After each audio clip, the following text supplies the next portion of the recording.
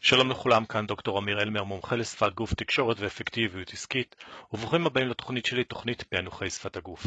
והפעם בתוכנית, בפרק 225, החייל שירה, האם מגיע לו צל"ש או טר"ש? האם מגיע לו ציון לשבח או מגיע לו ציון לגנאי? אנחנו נצפה בסרטון, אני אנתח לכם אותו. אני רוצה להגיד תודה ל-ynet שאפשר לי להשתמש בסרטון. קודם כל, לפני שהחייל בכלל מגיע, שימו לב להלך הרוח של הסיטואציה של האנשים שנמצאים.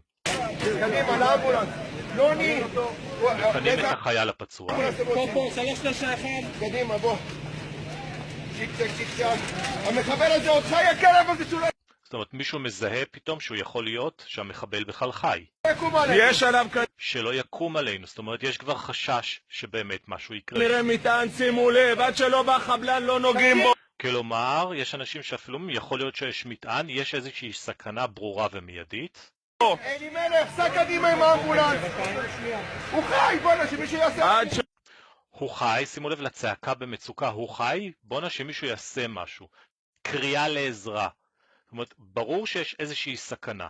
למקום, לסיטואציה הזאת, להלך רוח הדברים האלו, נכנס החייל. עכשיו אנחנו נראה את סיטואציית הירי עצמה.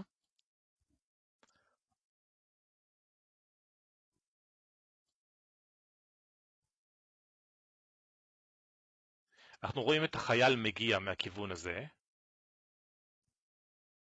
תסתכלו על הראש פה, ראיתם את התזוזה? הראש זז.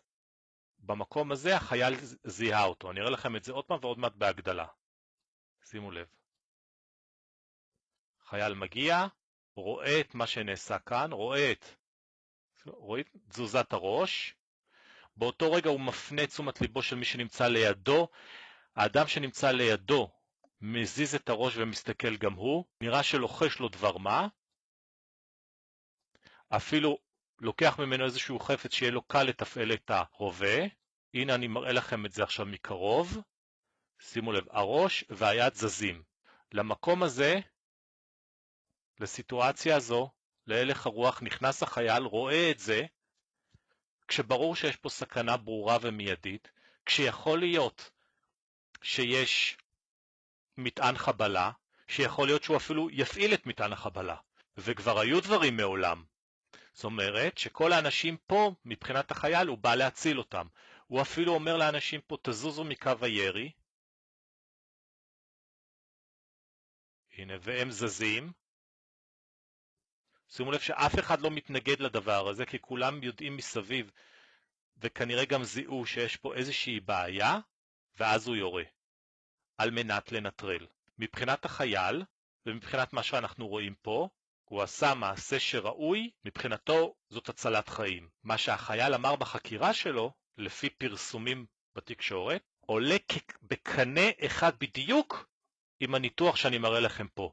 שהוא זיהה תזוזה, הוא הבחין בסכנה ולכן הוא ירה. על כן מגיע לחייל הזה צל"ש.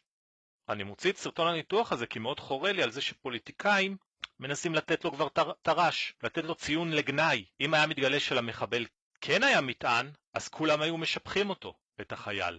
אבל איך החייל יכול לדעת? מה, הוא צריך לגשת עד אליו כדי לבדוק ולהתפוצץ, ואז הוא יהיה גיבור מת? עכשיו הוא גיבור חי. זה חייל שצריך להלל אותו, לשיטתי. תודה רבה לכם על הצפייה, אני אשמח לשמוע הערות שלכם, וכמובן תובנות.